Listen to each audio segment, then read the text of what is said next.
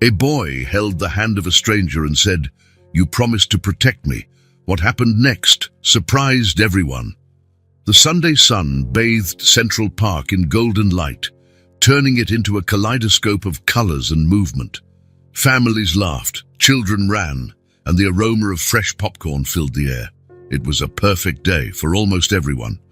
Amidst this whirlwind of joy, a pair of frightened eyes scanned the crowd. Lucas, an 8-year-old boy, felt his heart pounding like a frantic drum.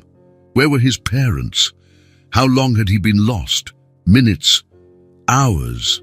Panic began to overtake him. Not far away, sitting on a worn bench, Raphael watched the scene with a distant look.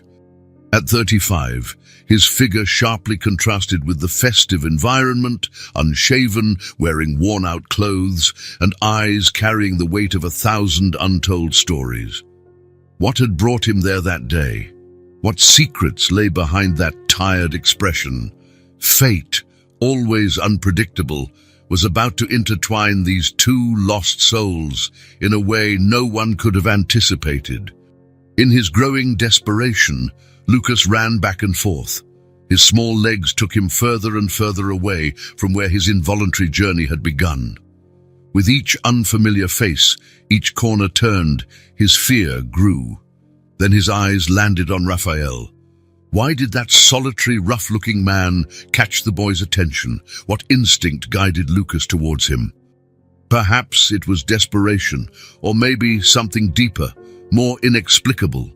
With hesitant steps, Lucas approached. Raphael, lost in his own thoughts, barely noticed the boy's approach until a small hand touched his arm.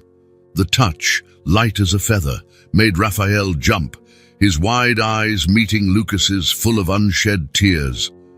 "Mister," Lucas's voice trembled, "can you help me? I'm lost." Time seemed to freeze. Raphael stared at the boy, a storm of emotions crossing his face. Help? Him?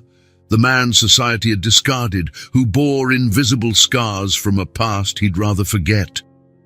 Before Raphael could respond, Lucas did something that would change the course of both their lives forever. With a confidence only a child could have, he grabbed Raphael's hand. The contrast was striking. Lucas's small, soft hand against Raphael's calloused, rough one.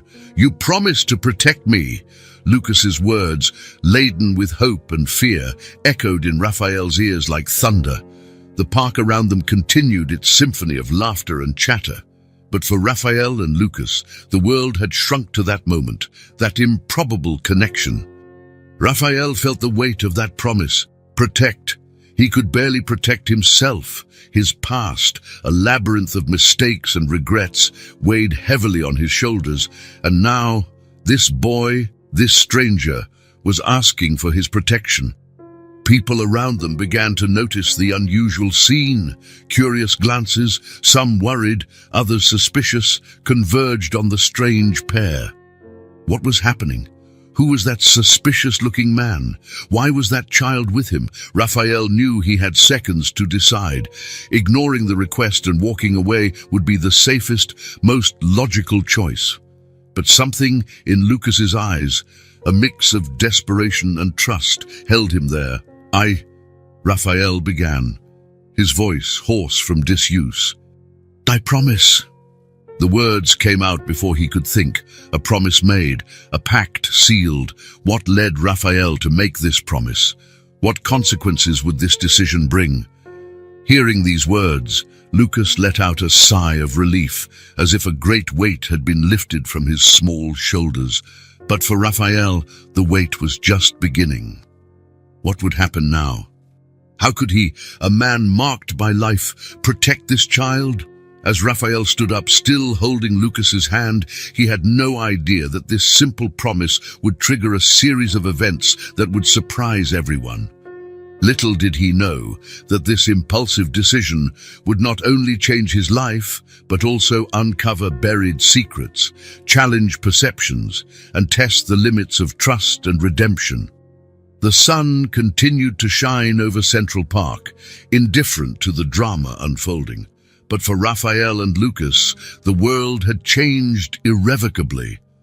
What did fate have in store for this unlikely duo? What secrets was Lucas hiding?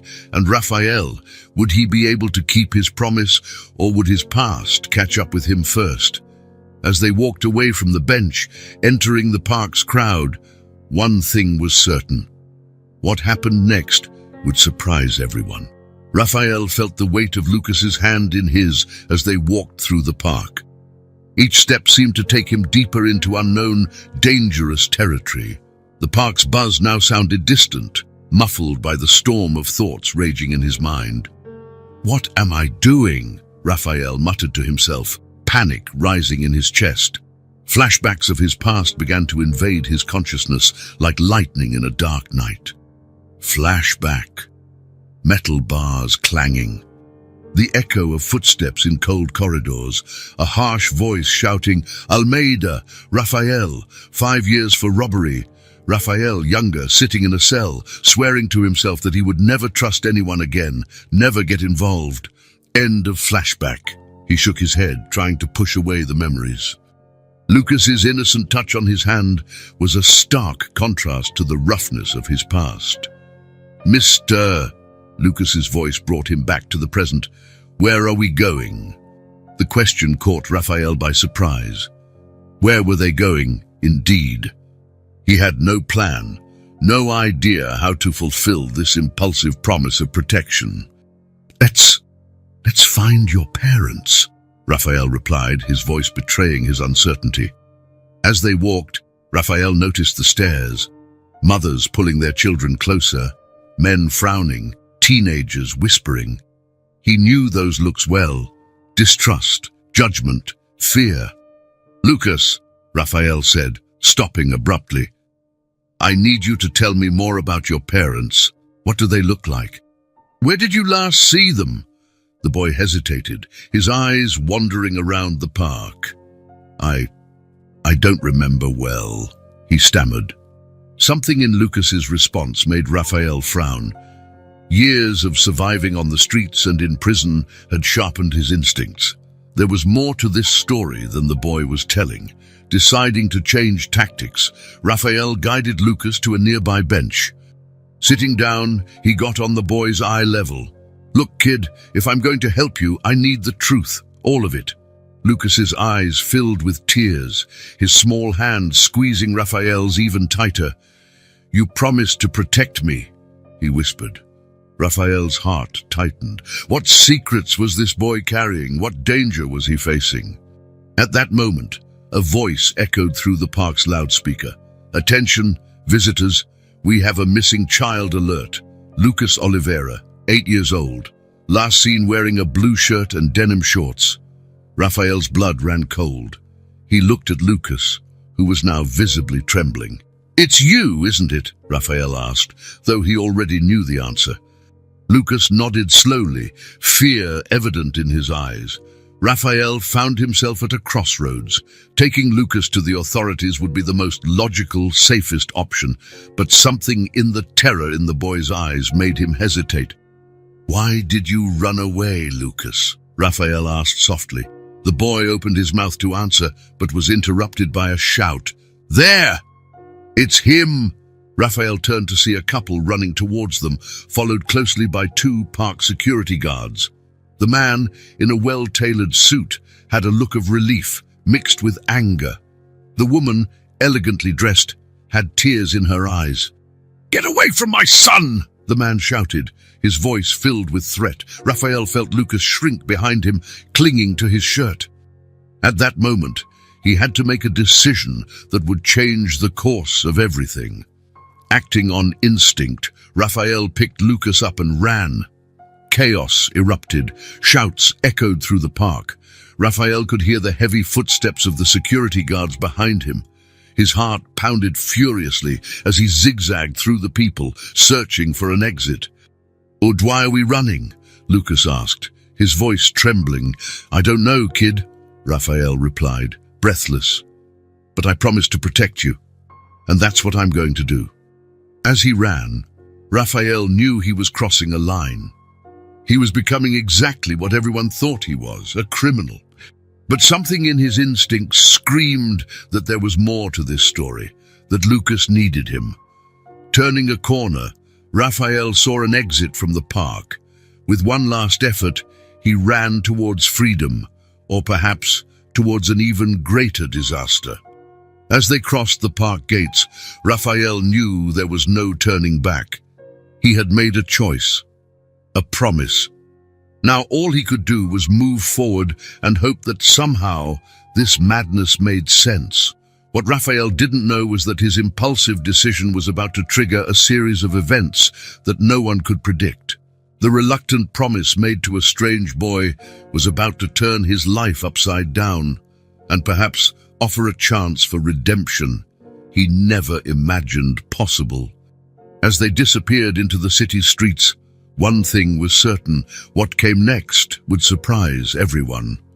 Raphael held Lucas's hand firmly as they walked towards the park's administration office. The afternoon sun was beginning to descend on the horizon, casting long shadows along the path. The buzz of families and children playing was fading behind them, replaced by a silence heavy with apprehension. "Are you sure you don't remember anything else about your parents or where you live, Lucas?" Raphael asked for the umpteenth time, his voice betraying a tone of concern. Lucas shook his head, his eyes fixed on the ground. "No, sir. I already told you I don't remember." Reaching the entrance of the administration building, Raphael took a deep breath, trying to organize his thoughts. He couldn't deny that the situation was, at the very least, strange. How could a child simply forget everything about his family and home? As they entered, they were greeted by a middle-aged employee with a badge that read Carlos. His eyes narrowed upon seeing Raphael and Lucas, an expression of distrust immediately taking over his face. "Can I help you?" Carlos asked, his tone colder than welcoming. Raphael cleared his throat, suddenly feeling nervous. "Yes, please. We found this boy, Lucas, alone in the park. He says he doesn't remember his parents or where he lives. We wanted to know if anyone reported a missing child." Carlos looked from Raphael to Lucas, his skepticism evident. "And you are?" "Oh, sorry, I'm Raphael. I was in the park with my daughter when we found Lucas." The employee nodded slowly, his eyes never leaving Raphael. "I see. And where is your daughter now?" Raphael felt a chill in his stomach. The question seemed more like an accusation. "She's with my wife, in the picnic area." Carlos made a non-committal sound and turned to a computer. After a few clicks, he turned his attention back to them. "We don't have any record of a missing child today. Have you tried using the sound system to announce?" "Not yet," Raphael admitted. "We thought it best to come straight here." "Well," Carlos sighed, "we can make an announcement now. What's the boy's full name?" Raphael looked at Lucas, who seemed to shrink even smaller beside him. "Lucas, just Lucas. He doesn't remember the last name." Carlos's gaze grew even harder. "Doesn't remember the last name? That's unusual." In the following minutes, Raphael watched helplessly as Carlos made 3 announcements over the park's sound system, each sounding more frustrating than the last. "Attention, we have a boy named Lucas at the administration office. If you are responsible for him, please come and pick him up." After the 3rd announcement with no response, Carlos turned back to Raphael, his expression now a mix of suspicion and irritation. "Sir, I understand you're trying to help, but this situation is highly irregular. I suggest you take the boy to the local police station. They are better equipped to handle cases like this." Raphael felt his heart race. Taking Lucas to the police was not in his plans, but he was beginning to realize that it might be the only option. He knelt to be at eye level with Lucas. "Lucas, I need you to be completely honest with me now. Are you absolutely sure you don't remember anything about your family or your home?" Lucas's eyes filled with tears. I don't know. I'm scared, Mr. Raphael. What if the police take me away?" The vulnerability in Lucas's voice broke Raphael's heart. He placed his hands on the boy's shoulders, trying to convey security. "Lucas, the police are there to help. They have ways to find your family that we don't. There's no need to be afraid." But as he said these words, Raphael felt his own anxiety grow. What if Lucas was running away from an abusive situation at home? What if there was more to this story than the boy was telling?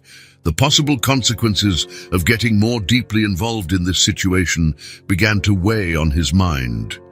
Raphael stood up, feeling Carlos's gaze burning into his back. He knew he needed to make a decision, and quickly. Staying in the park was solving nothing, and the longer time passed, the more suspicious the situation seemed. "All right, Lucas," he finally said, his voice more firm than he felt inside. "We have to go to the police station. It's the best chance we have to find your family." Lucas nodded silently, a tear rolling down his cheek. Raphael felt a knot form in his throat. He wanted to comfort the boy, to say everything would be fine. But the truth was, he himself had no idea what would happen next. As they headed for the park exit, Raphael sent a quick message to his wife, explaining the situation and asking her to take their daughter home. He didn't want to involve them more than necessary in this complicated situation. The drive to the police station was silent and tense. Raphael tried to focus on the road, but his mind was filled with scenarios, each worse than the last. What if the police suspected him? What if they couldn't find Lucas's family? What if... Beside him, Lucas seemed to have shrunk into the car seat, his eyes fixed on his own hands. Raphael could feel the boy's fear emanating, and it only increased his own anxiety. When they finally parked in front of the police station, Raphael turned off the engine but didn't make any move to get out of the car immediately. He turned to Lucas, searching for the right words. "Lucas, I know you're scared, but I promise I'll stay by your side until we solve this, okay? The police will help us find your family." Lucas looked at Raphael, his eyes filled with a mix of fear and something else Raphael couldn't decipher. Gratitude, guilt. "Thank you, Mr. Raphael," Lucas murmured. You've been very kind to me." Raphael felt a tightening in his chest. Despite all his doubts and fears, he knew he was doing the right thing.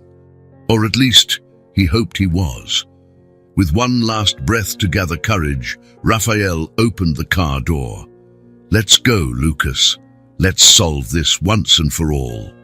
As they walked towards the police station entrance, Raphael couldn't help but think that, regardless of what happened next, his life had changed irrevocably that afternoon in the park. He just hoped that, in the end, everything would work out for the best, for Lucas, for his family, and yes, for himself too. The police station's air conditioning blew an artificial chill that made Raphael shiver as he entered. The smell of old coffee and paper mixed with a palpable tension. Lucas clung to Raphael's hand more tightly, his eyes wide as they scanned the unfamiliar environment. A middle-aged policewoman, her graying hair pulled into a severe bun, greeted them with a suspicious look. "Can I help you?" Raphael cleared his throat, feeling his throat dry. "Yes, I found this boy lost in the park.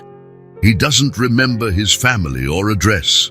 The policewoman frowned, her gaze shifting between Raphael and Lucas. "I see. Please wait over there." She pointed to a row of uncomfortable plastic chairs. Minutes dragged by like hours. Raphael could feel the stares of other officers, whispers and gestures directed at him. Lucas remained silent, his eyes fixed on the floor. "Sir?" A deep voice broke the silence. Raphael looked up to see a tall, middle-aged man with a badge hanging around his neck. "I'm Detective Michael Oliver. I'd like to ask you some questions."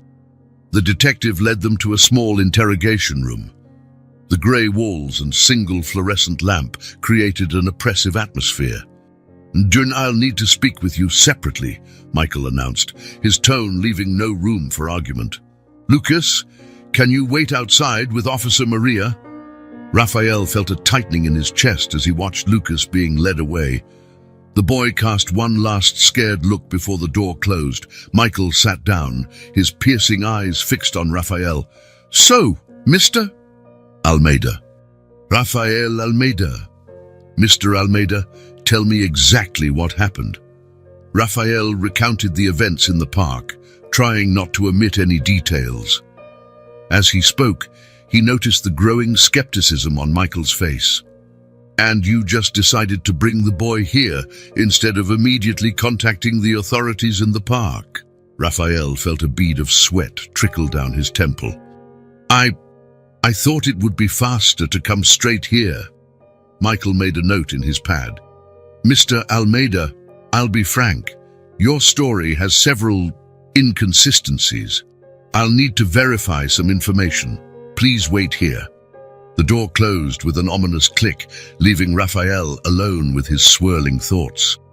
Across the hall, Lucas faced Detective Michael with a mix of fear and determination. "Lucas, can you tell me what really happened?" The boy took a deep breath. "I already said. I got lost in the park, and Mr. Raphael helped me. He promised to protect me." Michael leaned forward. "Protect you from what, Lucas?" A heavy silence filled the room. "Dear Lucas, it's very important that you tell me the truth.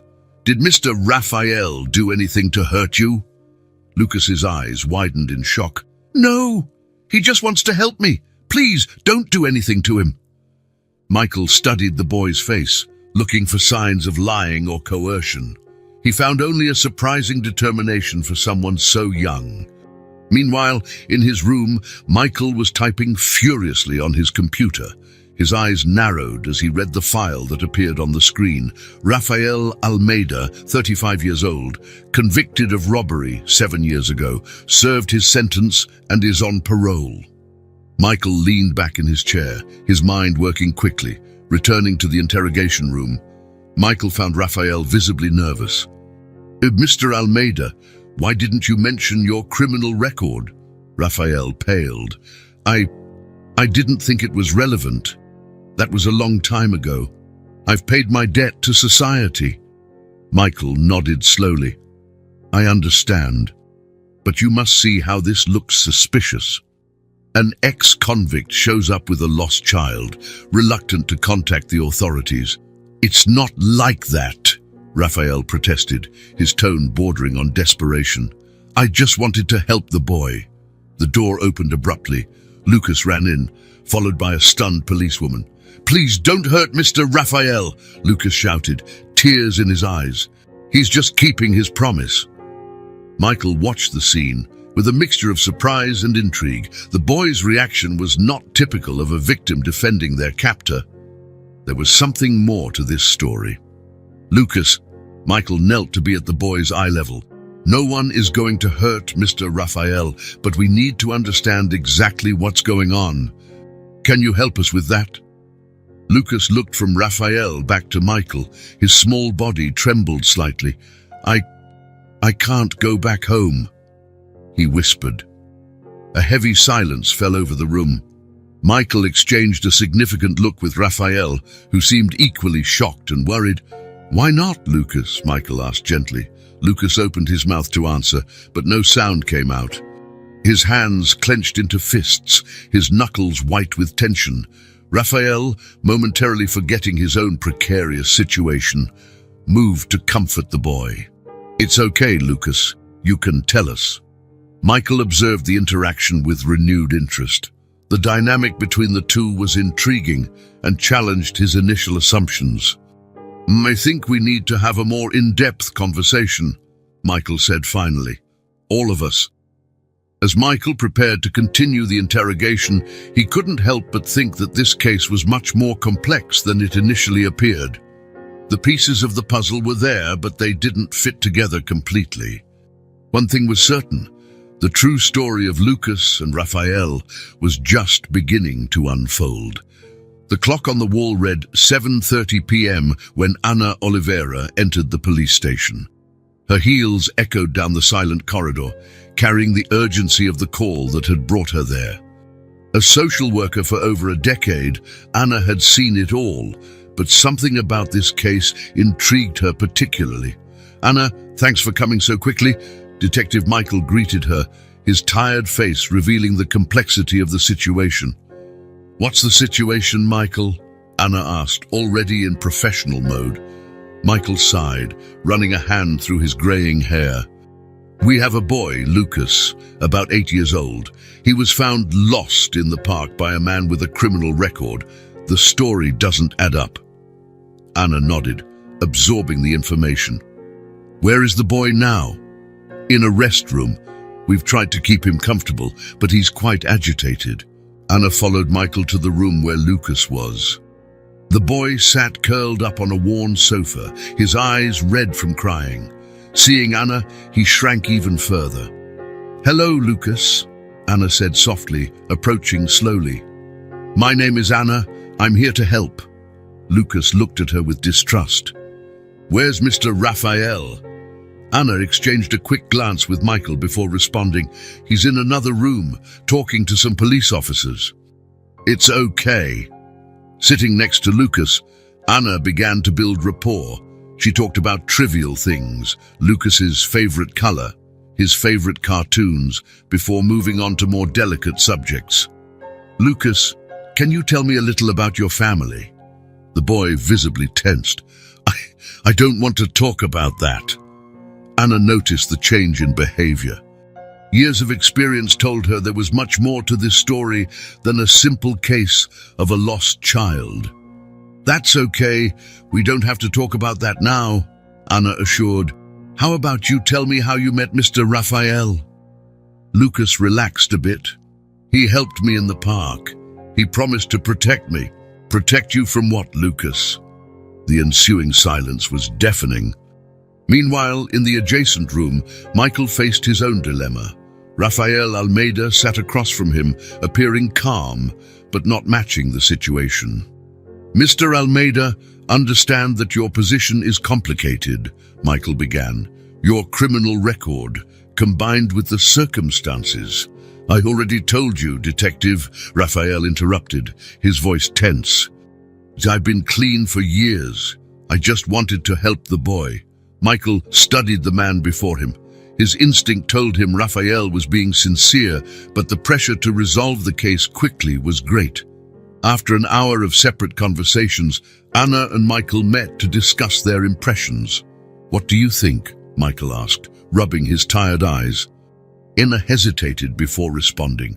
"There are worrying signs, Michael. Lucas shows behaviors typical of children who have experienced trauma. He refuses to talk about his family, gets agitated with certain questions. Do you think it could be abuse?" "It's a possibility we can't rule out," Anna replied gravely. "Yeah, but we need more information before we act." Michael nodded, thoughtful. "And what about Almeida? Do you think he's involved?" Anna shook her head. "Honestly, no. The way Lucas talks about him, there's genuine trust there. It's unusual, considering the short time they've known each other, but it doesn't seem forced or the result of manipulation." "So, how do we proceed?" Anna thought for a moment. "We need to keep Lucas in a safe environment while we investigate further. As for Mr. Almeida, legally, we have no grounds to detain him." Michael reluctantly agreed. "Then I'll release him, but we'll keep him under surveillance. We can't take any risks." Returning to the room where Raphael waited, Michael announced his decision. "Mr. Almeida, you're free to go. But understand that this investigation remains open. We ask that you stay available for further questioning." Raphael nodded, visibly relieved. Can I see Lucas before I go?" After a brief hesitation, Michael agreed. Lucas ran to Raphael as soon as he saw him, hugging him tightly. "Are you leaving?" he asked, his voice trembling. Raphael knelt, getting on eye level with the boy. "I need to go home now, Lucas, but I promise I won't abandon you, okay? I'll keep an eye on you." Anna watched the interaction carefully, noting the genuine concern in Raphael's eyes and Lucas's visible relief. When Raphael finally left the police station, it was already past 10 p.m. The night sky was heavy, promising rain. Raphael looked back one last time, seeing Lucas through the window, and felt a tightness in his chest. Back at the station, Anna and Michael prepared for a long night. The mystery surrounding Lucas was far from resolved, and both knew the coming days would be crucial. "We'll keep Lucas in temporary shelter for now," Anna decided. "Tomorrow, we'll start unraveling his story, step by step." Michael agreed, his mind still full of doubts. As he watched Anna say goodbye to Lucas, promising to return in the morning, he couldn't help but think that this case was just beginning. And something told him that the revelations to come could shake not only Lucas's life, but everyone involved. Anna's office was bathed in the soft morning light when Michael entered, carrying a stack of documents and 2 steaming cups of coffee. The rich aroma filled the air, a welcome distraction from the arduous task ahead. "Good morning," Michael greeted, handing Anna a cup. "Ready to uncover some mysteries?" Anna nodded, gratefully taking the coffee. "I barely slept thinking about Lucas's case. Where do we start?" Michael spread the documents across the table. "We have the little Lucas told us, but there are many gaps. I got some school and medical records, but, Anna prompted. "But something doesn't add up." Michael frowned. "The records are sparse, as if the family moved constantly, and there are completely blank periods." A knock on the door interrupted their thoughts. It was Raphael, looking tired but determined. "Sorry to bother," he said hesitantly. I couldn't stop thinking about Lucas. I thought maybe I could help somehow." Michael and Anna exchanged looks. After a moment, Anna motioned for Raphael to enter. "Actually, Mr. Almeida, your perspective might be valuable," Anna said. "Did you notice anything peculiar about Lucas's behavior?" Raphael sat, thoughtful. Well, besides the obvious fear of going home, I noticed he seemed very mature for his age at times, but incredibly vulnerable at others. And there's something in his eyes, a sadness that doesn't match an 8-year-old. Anna made quick notes, nodding. That could indicate Lucas had to grow up too fast, possibly due to difficult circumstances at home. Meanwhile, Michael was on the phone, his frustration visibly growing. After several attempts, he hung up with a heavy sigh. "Nothing. The number we have for Lucas's parents doesn't exist. And the registered address? It's an empty lot." The silence that followed was heavy, filled with concern. "This doesn't make sense," Raphael murmured. "How does a child just disappear from the system like that?" Anna stood, walking to the window. "Unfortunately, Mr. Almeida, this happens more often than we'd like. Families who don't want to be found have ways to hide." The conversation was interrupted by a soft knock on the door. It was one of Anna's assistants, accompanied by Lucas. The boy entered timidly, his eyes lighting up upon seeing Raphael. Anna noticed the immediate change in his behavior. "Lucas," Anna began gently, "how are you feeling today?" Lucas shrugged, sitting close to Raphael. "It's okay, I guess. The shelter is nice." Anna exchanged a look with Michael before continuing. "Lucas, we need to talk a bit about your family. Do you think you can tell us more?" The boy tensed visibly, but after an encouraging look from Raphael, he nodded slightly. We moved a lot," Lucas began, his voice almost a whisper. "Dad said it was because of his job, but, Anna gently prompted. Lucas swallowed hard. "Sometimes it was in the middle of the night, and Mom always cried." Raphael felt his heart tighten. Instinctively, he placed a comforting hand on Lucas's shoulder. Michael leaned forward, his voice gentle. "Lucas, did your parents ever hurt you?" The silence that followed was deafening. Lucas lowered his eyes, his small hands clenching into fists. Not physically," he finally replied, "but Dad yelled a lot, and sometimes he hurt Mom." Anna closed her eyes for a moment, taking a deep breath. When she opened them, her determination was palpable. "Lucas, you were very brave to tell us this. I promise we'll do everything to keep you safe." After Lucas was taken back to the shelter, the room remained silent for several minutes, each adult absorbing the implications of what they had just heard. "What do we do now?" Raphael asked, breaking the silence. Michael stood, determination in his eyes. "And now we intensify the search. We need to find Lucas's parents, not just for his sake, but to hold them accountable." Anna nodded, already formulating a plan. "I'll activate my contacts in social services in other cities. If they moved so much, there might be records we haven't found yet." "And me?" Raphael asked, his voice betraying his concern. Anna looked at him, a slight smile on her lips. "You, Mr. Almeida, seem to have earned Lucas's trust. If you're willing, your presence could be crucial in helping him open up more." Raphael nodded, determined. "And I'll do whatever it takes." As the group prepared to dive deeper into the investigation, one thing was clear. The mystery surrounding Lucas was darker and more complex than any of them could have initially imagined. And unraveling it would be just the first step in a journey that promised to change the lives of everyone involved. The city park was almost empty that Tuesday morning. Raphael walked slowly beside Lucas, watching the boy, who seemed more relaxed than in previous days. Anna followed at a short distance, giving them space but keeping a watchful eye. "So, Lucas," Raphael began casually, "do you like parks?" Lucas shrugged, kicking a pebble. "They're okay, I guess." "We didn't go much." Raphael noticed the shadow that crossed the boy's face. "No, why not?" "Dad said it was dangerous, that someone might recognize me." Raphael exchanged a quick look with Anna, who nodded imperceptibly, encouraging him to continue. "Recognize? How so, champ?" Lucas hesitated, his eyes wandering around the park. "I don't know. He always said we had to be careful, that people were bad." Raphael felt a knot in his stomach. Every little detail Lucas revealed painted an increasingly disturbing picture.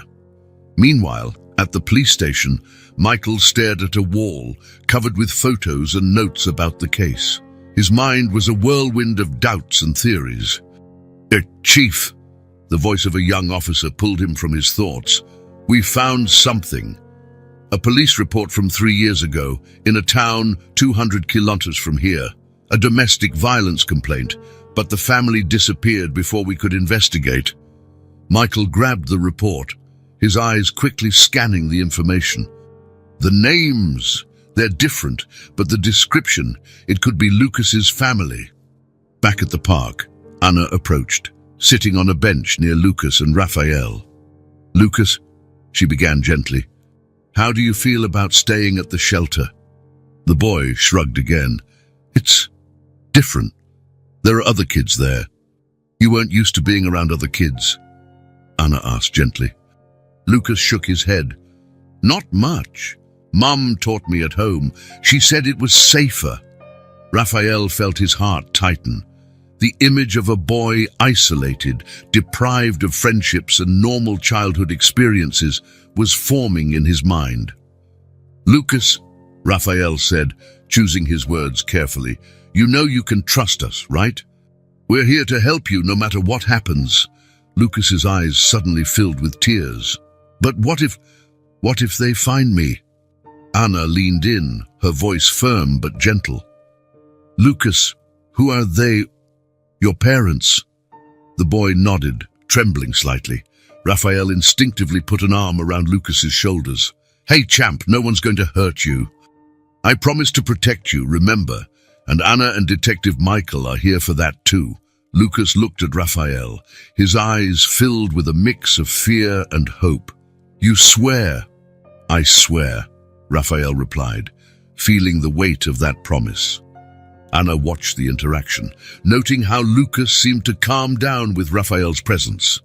It was an unexpected but undeniably strong bond. "Lucas," Anna began again, I think it's time we talked more about what happened with you and your family. Do you think you can do that? The boy hesitated, looking from Anna to Raphael. Raphael nodded encouragingly. We're here with you, champ. Every step of the way. Lucas took a deep breath. Okay, I'll try. Back at the police station, Michael received a call from Anna, updating him on the progress at the park. All right, Michael said, rubbing his tired eyes. We'll prepare a room for a formal interview. We need to record Lucas's statement, but we have to do it as gently as possible. Meanwhile, at the park, Anna gently explained to Lucas what would happen next. We're going back to the office, where we can talk more comfortably. Raphael can stay with you if you want. Lucas nodded, gripping Raphael's hand like an anchor. On the way back, Raphael couldn't help but reflect on how drastically his life had changed in a few days. From an ex-convict trying to rebuild his life, he now saw himself as the unlikely protector of a frightened boy. Anna, observing through the rearview mirror, noticed Raphael's pensive expression. Is everything okay? She asked softly, while Lucas looked out the window. Raphael nodded slowly. Just thinking about how we got here, how I can really help. Anna smiled softly. You're already helping, Raphael. More than you know. Arriving at the police station, Michael greeted them at the entrance. His face was serious, but his eyes were gentle as he addressed Lucas. Hello, Lucas. Ready to talk a bit more with us? The boy looked at Raphael, who nodded encouragingly. Yes, Lucas replied, his voice small but determined. As they walked to the interview room, Raphael felt a mix of apprehension and determination. He knew what was to come would be difficult for Lucas, but it could also be the beginning of his liberation from a dark past. Ina did a final mental checklist, ensuring everything was ready to make the experience as non-traumatic as possible for Lucas.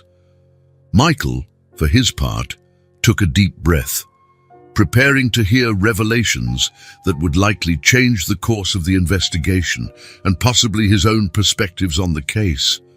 When the interview room door closed behind them, there was a palpable sense that they were about to cross a point of no return. The truth, no matter how painful, was about to come out, and with it, the hope of a new beginning for Lucas.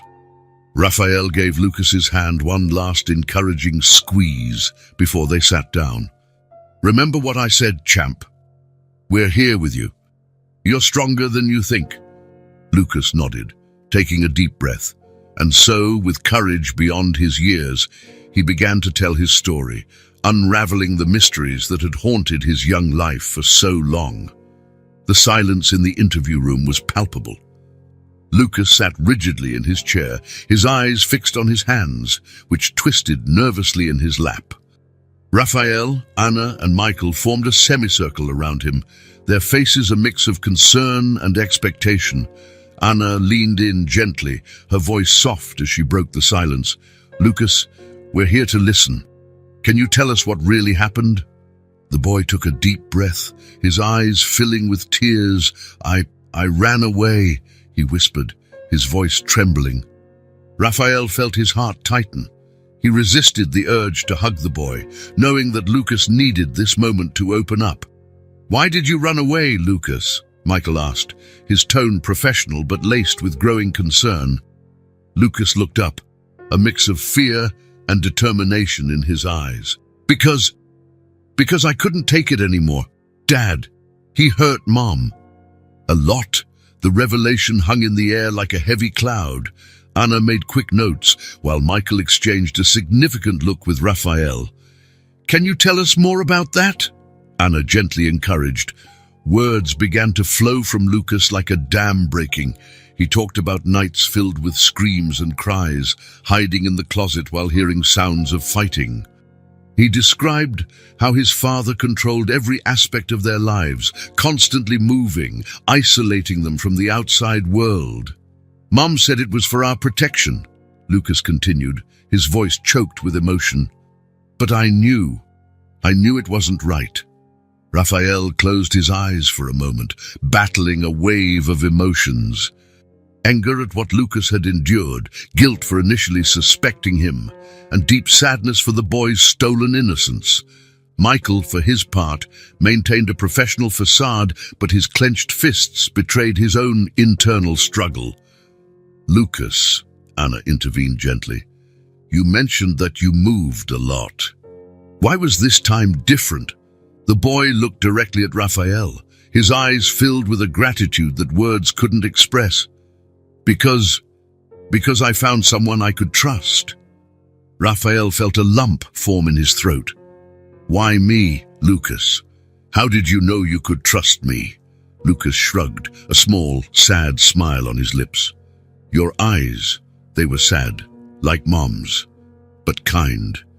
You looked lost, like me." The silence that followed was heavy with emotion. Anna struggled to maintain her professional composure, while Michael stood up abruptly, turning to the window to hide his own reaction. "Lucas," Raphael finally said, his voice hoarse with emotion, "you've been incredibly brave. Thank you for trusting us." The boy nodded, tears finally streaming down his cheeks. Without hesitation, Raphael enveloped him in a protective hug, feeling Lucas's sobs against his chest. Anna and Michael exchanged glances, the gravity of the situation weighing on them. The case had shifted from a simple search for a lost child to a complex web of domestic abuse and possible parental abduction. "What do we do now?" Raphael asked, still holding Lucas. Michael turned from the window, his face a mask of determination. "Now we launch a full-scale search for Lucas's parents. This isn't just a case of a lost child anymore. We're dealing with ongoing abuse and potential interstate crimes." Anna nodded, already planning. "Lucas will need intensive protection and psychological support. We might also need to consider placing him in a witness protection program." The mention of separation made Lucas cling tighter to Raphael. "I don't want to leave," he murmured against Raphael's shirt. Raphael looked at Anna and Michael, a silent plea in his eyes. Is there any way I can stay involved to help protect Lucas?" The ethical and legal dilemma was palpable. On one hand, Raphael was technically a stranger with a criminal past. On the other, he had become the only point of trust and stability for Lucas. Anna bit her lip, thinking, "It won't be easy, but we might be able to arrange something. A temporary guardianship under strict supervision." Michael seemed hesitant, but seeing the bond between Raphael and Lucas, he nodded slowly. "We'll have to navigate a lot of bureaucracy, but it might be the best thing for Lucas right now." The implications of Lucas's revelation reverberated through the room. Each adult present felt the weight of the responsibility they now carried. It wasn't just about protecting a boy, but about dismantling a cycle of abuse and offering a chance for a better future. Lucas, exhausted from the emotional outpouring, fell asleep in Raphael's arms. The contrast between his vulnerability and the courage he had shown was moving. "Let's let him rest for now," Anna suggested softly. "We have a lot of work ahead." As they quietly left the room, leaving Lucas under the watchful eye of a social worker, each of them knew their lives had changed irrevocably. The truth had been revealed, but it was only the beginning of a journey that promised to be challenging, emotional, and potentially transformative for everyone involved. Raphael cast one last look at the sleeping Lucas, feeling a mix of determination and fear. He had promised to protect the boy, and now, more than ever, he was committed to keeping that promise, no matter the cost. The office of Chief Sergio Mendez was buzzing with activity. Maps covered the walls, marked with colored pins indicating possible locations of Lucas's parents. Officers came and went, bringing new reports and leads. In the center of this whirlwind, Michael, Anna, and Raphael gathered with the chief for a comprehensive reassessment of the case. "So," Sergio began, his voice grave, "we're no longer dealing with a simple lost child. We have domestic abuse, potential parental abduction, and possibly an interstate crime network. Michael nodded, running a hand through his graying hair. Exactly. Lucas's revelations have opened a Pandora's box. We're tracking bank movements, rental records, school enrollments, anything that can give us a lead on the parents' whereabouts. Anna intervened, her voice filled with concern. Meanwhile, we need to ensure Lucas's safety and well-being. He's been through significant trauma and needs stability. Sergio's gaze turned to Rafael, who remained silent, absorbing everything. And what about you, Mr. Almeida? What exactly is your role in all this now? Rafael felt the weight of all eyes on him. His mind was a whirlwind of conflicting emotions. On one hand, his past, the mistakes made, the time in prison, made him question if he had the right to get so deeply involved in Lucas's life.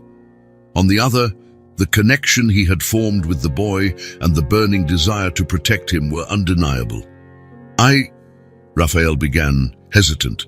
I know my position is complicated, but I promised Lucas I'd protect him. I can't just abandon him now. Anna placed a comforting hand on Rafael's shoulder. The bond between Rafael and Lucas is undeniable.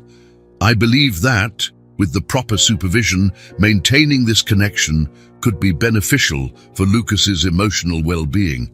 Michael frowned, clearly conflicted. As a police officer, he knew the risks of involving an ex-convict in such a delicate case, but as a human being, he couldn't deny the positive impact Rafael had on Lucas. It's an unprecedented situation, Michael admitted. But maybe it's exactly what this case needs, an unconventional approach. Sergio leaned back in his chair, thoughtful. We need to navigate this very carefully. Mr. Almeida, understand that any involvement on your part will be under constant scrutiny. Rafael nodded solemnly. I understand completely. I'm willing to do whatever it takes to help Lucas. Anna pulled a thick folder from her bag. I've outlined some options for Lucas's immediate situation. We could consider temporary guardianship for Rafael, with regular visits from social workers and frequent psychological evaluations for Lucas. The group spent the next few hours debating the pros and cons of each option.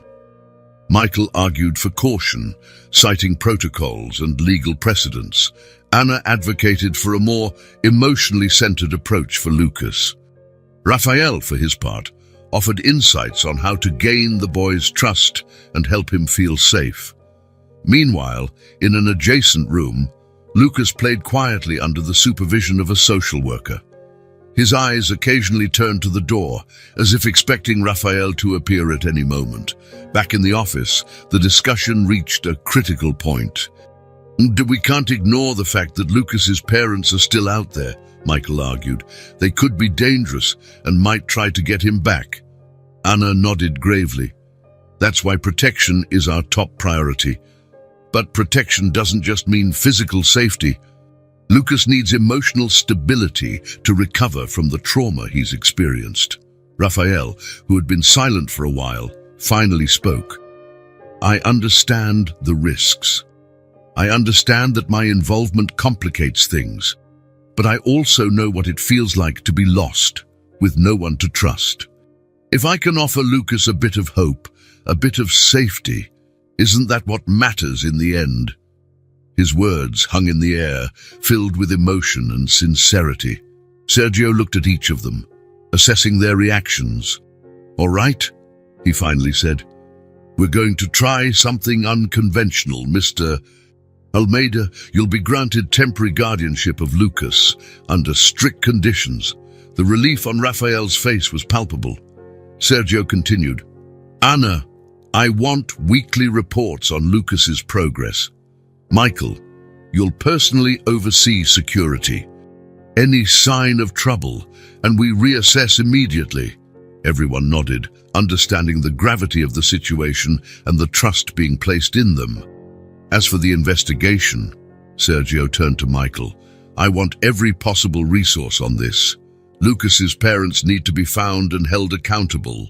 Michael nodded, determination in his eyes. We already have teams in 3 different states following leads. We won't rest until we find them. Anna stood, gathering her papers. I'll start the procedures for temporary guardianship immediately.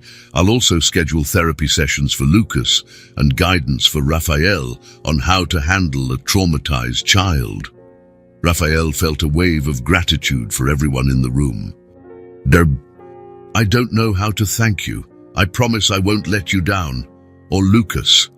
Sergio stood, his expression serious. Remember, Mr. Almeida, this is a delicate situation. The slightest suspicion of irregularity and everything changes. Raphael nodded solemnly. I understand perfectly. When they finally left the office, the sun was already setting, casting long shadows through the police station corridors. Raphael approached the room where Lucas was, his heart racing with the prospect of giving the boy news that he hoped would bring some peace. Anna touched Raphael's arm before he entered. Are you ready for this? It's going to be a big responsibility. Raphael looked at her, a mix of determination and vulnerability in his eyes. Honestly, I'm terrified, but for the first time in a long time, I feel like I'm doing something really important. With one last encouraging nod from Anna and Michael, Raphael opened the door, ready to start the next chapter of this unexpected journey. The future was uncertain, full of challenges, but also hope. For Lucas, for Raphael, and for everyone involved, it was the beginning of something new and potentially transformative. The sun had barely risen when Raphael woke up, startled by a nightmare. In the few days since Lucas had moved into his house, under strict supervision, the weight of responsibility seemed to grow exponentially. In the kitchen, preparing breakfast, Raphael heard Lucas's hesitant footsteps. Good morning, champ, he smiled, trying to hide his own anxiety. Did you sleep well? Lucas nodded timidly, his eyes scanning the still unfamiliar environment. I dreamed about Mom again, he murmured. Raphael felt his heart tighten. These morning conversations, laden with emotion and vulnerability, were a constant reminder of the challenges they faced. Meanwhile, at the social services office, Anna was fighting her own battle. Piles of papers and forms surrounded her, each representing another bureaucratic obstacle. No, you don't understand, she argued on the phone, frustration evident in her voice. This is a special case. We can't just follow standard protocol. Hanging up, Anna sighed heavily. The system, designed to protect children, often became a maze of inflexible rules that hindered personalized solutions. At the police station, Michael faced his own set of challenges. The captain had called him for a tense meeting. Michael, I understand your dedication to this case, the captain began, his tone grave, but we have other urgent cases. And frankly, the decision to involve an ex-convict is raising a lot of eyebrows. Michael straightened, determination in his eyes. Sir, with all due respect, this isn't a typical case, and Raphael Almeida has been crucial to Lucas's well-being. As he left the captain's office, Michael noticed a group of reporters in the station's reception area. The news had leaked, and now the media was sniffing out a sensational story. Back at Raphael's house, the phone rang. It was Anna. Raphael, we have a problem, she said without preamble. The media picked up the story. They're calling it The Ex-Convict and the Lost Boy. We need to prepare for public scrutiny. Raphael felt a chill run down his spine. He looked at Lucas, who was playing quietly in the living room, oblivious to the storm brewing. What do we do, Anna? He asked, trying to stay calm. For now, keep Lucas away from all this. I'll schedule an emergency meeting with the legal team. And Raphael, it might be time to consider more permanent options. The suggestion hung in the air. Raphael knew what Anna was implying. Him becoming Lucas's legal guardian. The idea was both terrifying and strangely comforting. That night, after putting Lucas to bed, Raphael sat on the porch, lost in thought. The future was uncertain, full of potential legal and emotional pitfalls. Was he really prepared for this? His thoughts were interrupted by a small tap on his shoulder. Lucas was there, eyes wide in the darkness. "Uncle Raphael," he whispered, "are you going to send me away?" The question hit Raphael like a punch. He pulled Lucas close, hugging him tightly. "Never, champ. We're in this together, remember?" The next day, the team gathered in Anna's office. Michael arrived looking tired, the sensational headlines of the newspapers weighing heavily in his hands. "We need a plan," he declared, throwing the newspapers on the table. Anna nodded, determination in her eyes. "I'm already working on it. I managed to schedule a hearing with the judge to discuss Lucas's temporary guardianship. Raphael, this means we'll need to prepare you extensively." Raphael swallowed hard, the reality of the situation finally hitting him with full force. "I'll do whatever it takes," he affirmed, his voice firmer than he felt inside. As they discussed legal strategies and prepared for the inevitable media circus, Lucas was in a session with his therapist, Dr. Oliveira. "How do you feel about living with Mr. Raphael?" the therapist asked gently. Lucas thought for a moment, playing distractedly with a toy. "It's different. Good, different, I think. But sometimes I'm scared." "Scared of what, Lucas?" "That they'll find me, or that Uncle Raphael will give up on me, Doctor." Oliveira made a note, his heart heavy with the weight of the child's worries. As the week progressed, the challenges seemed to multiply. Raphael faced long hours of legal preparation, rehearsing answers to possible questions from the judge and the media. Anna worked tirelessly, navigating bureaucracy and seeking precedents that could help their case. Michael divided his time between the investigation into Lucas's parents and managing the growing public attention to the case. And at the center of it all was Lucas, a boy who just wanted to feel safe and loved. On the eve of the hearing, Raphael sat with Lucas for a difficult conversation. "Lucas, tomorrow we're going to court. It might be a bit scary, but I want you to know that no matter what happens, I'll be by your side." Lucas looked at Raphael, his eyes filled with a mix of fear and hope.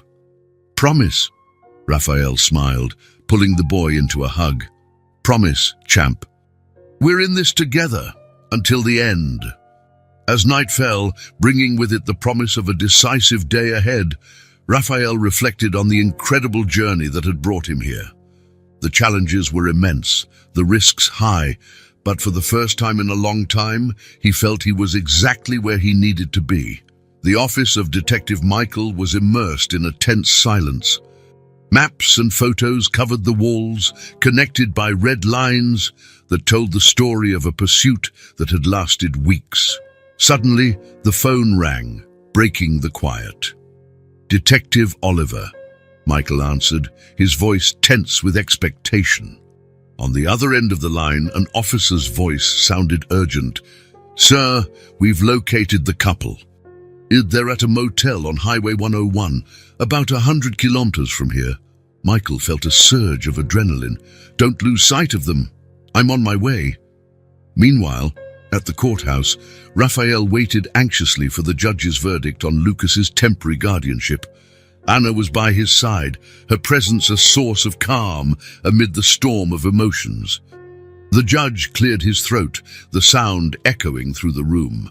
"After careful consideration, this court grants temporary guardianship of Lucas Oliveira to Mr. Rafael Almeida, under the supervision of social services." Raphael felt a mix of relief and fear. He looked at Lucas, who smiled timidly from the bench beside him. Far away, on Highway 101, Michael and his team approached the motel. With a silent gesture, he coordinated the officers to surround the place. "Police! Open the door!" Michael's voice thundered. Moments of tension followed before the door opened slowly, revealing a middle-aged couple, their eyes wide with fear and guilt. Back at the courthouse, Anna hugged Raphael, tears of relief in her eyes. "You did it, Raphael. Now it's time to start a new life with Lucas."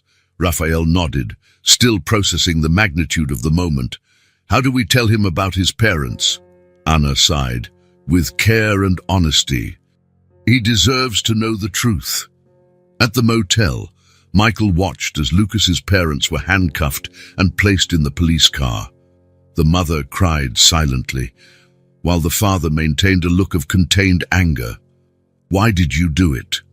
Michael asked, his voice heavy with restrained emotion. Lucas's father glared at him. You don't understand. We were protecting him. Michael shook his head, disgust evident on his face.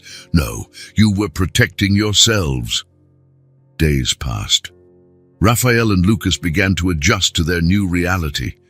The house, once silent and lonely, now echoed with occasional laughter and whispered conversations. One evening, while preparing dinner together, Lucas looked at Raphael. Uncle Rafa, do you think I'll ever see my mom again? Raphael paused, choosing his words carefully. Maybe one day, but for now, the most important thing is that you're safe and loved here. Lucas nodded, turning his attention back to the vegetables he was cutting. Raphael noticed a different look in the boy's eyes, a mix of sadness and hope that broke his heart and filled him with determination at the same time. At the social services department, Anna was busy implementing new policies inspired by Lucas's case. We need more flexibility in the system, she argued in a meeting. Every case is unique and deserves a personalized approach. Her colleagues listened attentively, many nodding in agreement. Lucas's case had opened the eyes of many to the system's flaws. Michael, meanwhile, sat in his office, reflecting on the events of the past weeks. The case had challenged his perceptions, tested his ethical limits, and in some ways, redefined his career. Michael, the voice of his captain pulled him from his thoughts. Good job on the Oliveira case. I'm recommending you for a promotion. Michael smiled slightly, grateful, but also aware of the weight this promotion would bring. Thank you, sir. But the real hero here is Lucas. As weeks turned into months, Lucas began to process his experiences with the help of regular therapy sessions. His meetings with Dr. Oliveira were a mix of therapeutic play and deep conversations. How do you feel about living with Mr. Raphael now? The therapist asked during a session. Lucas thought for a moment, playing with a toy. It's different, different, I think. But sometimes I still have nightmares, but Uncle Rafa is always there when I wake up. The therapist smiled gently. And about your parents? Lucas lowered his eyes. I miss Mom sometimes, but I don't want to go back. It's confusing. It's okay to feel confused, Lucas. These feelings are normal, and we'll work through them together. At home, Raphael watched the subtle changes in Lucas day by day. The boy smiled more, opened up more easily, and gradually left behind the constant fear that had once consumed him. One night, while tucking Lucas into bed, the boy surprised him with a question. Uncle Rafa, do you think I'll ever be completely okay? Raphael felt his heart swell with love and protectiveness. I'm sure of it, champ. You're stronger than you think. And remember, we're in this together. Lucas smiled, his eyes already heavy with sleep. Together, he murmured before drifting off. Raphael stayed for a moment, watching the boy sleep peacefully. The road ahead was still long and full of challenges. But for the first time in a long time, the future seemed bright and full of possibilities. For both of them, the morning sun filtered through the living room curtains, where Raphael, Lucas, Anna, and Michael gathered. The air was charged with anticipation and contained emotion. Anna held an official envelope in her hands, her face a mix of seriousness and joy. Well, the moment has arrived, she said, carefully opening the envelope. The final decision from the judge regarding Lucas's permanent guardianship. Raphael felt his heart race. Lucas, sitting beside him, gripped his hand tightly. Anna read the document silently for a moment, then looked up at the group with a radiant smile. It's official. Raphael, you are now Lucas's legal guardian. The room erupted in a mixture of laughter, tears, and hugs. Lucas threw himself into Raphael's arms, sobbing with joy. Is it true, Uncle Rafa? Can I stay with you forever? Raphael, tears in his eyes, nodded. Forever, champ, just like I promised. Michael watched the scene with a smile, remembering how it all began, with suspicion and uncertainty, and where they had come. Congratulations, you two. You deserve this happiness. In the months that followed, Raphael's transformation was remarkable. He was no longer just an ex-convict trying to rebuild his life, but a dedicated father and a respected member of the community. His experience led him to volunteer in reintegration programs for ex-prisoners, using his story to inspire others to seek a second chance. Lucas flourished in his new environment. The nights of nightmares were gradually replaced by dreams of the future. At school, he became a diligent student and made friends for the first time in his life. One afternoon, while walking in the park, the same one where it all began, Lucas looked at Raphael with bright eyes. You know, Uncle Rafa, I think I understand now what a real family is." Raphael felt a lump in his throat. "And what is it, champ?" "It's someone who protects you, but also lets you be yourself. Someone who keeps their promises." The impact of the case extended far beyond Raphael and Lucas. Ina, inspired by the experience, worked tirelessly to reform the social services system, implementing more flexible programs centered on the individual needs of each child. Michael, now promoted to captain, used his new position to prioritize cases of child abuse and domestic violence. He often cited Lucas's case in lectures, emphasizing the importance of looking beyond appearances and giving people a chance to redeem themselves. The local community was also deeply affected. Lucas and Raphael's story inspired a movement for adoption and foster care awareness. Families opened up to the idea of adopting older children or those with complicated backgrounds. On a sunny Sunday afternoon, a year after the judge's decision, Raphael organized a small barbecue in his backyard. Anna, Michael, and some neighbors gathered to celebrate. As he watched Lucas playing happily with other children, Raphael reflected on the incredible journey they had traveled. He remembered that day in the park, the frightened boy who held his hand and asked for protection. Anna approached, offering him a drink. "What are you thinking about?" Raphael smiled, his eyes never leaving Lucas. "About how a simple promise can change everything. How sometimes protecting someone means allowing yourself to be protected too." Michael joined them, nodding in understanding. "You two have taught us a lot about trust and second chances. This story, it changed all of us." As the sun began to set, casting a golden glow over the backyard, Lucas ran up to Raphael, hugging him around the waist. "Thank you, Dad," he said simply. Raphael felt his heart overflow with love and gratitude. The promise he had made that day in the park was not just to protect Lucas, he realized. It was a promise of love, of family, of a new beginning for both of them. Looking at the gathered group, his new extended family, Raphael knew that no matter what the future held, they would face it together. The promise had been fulfilled, and with it, a new chapter in their lives was just beginning.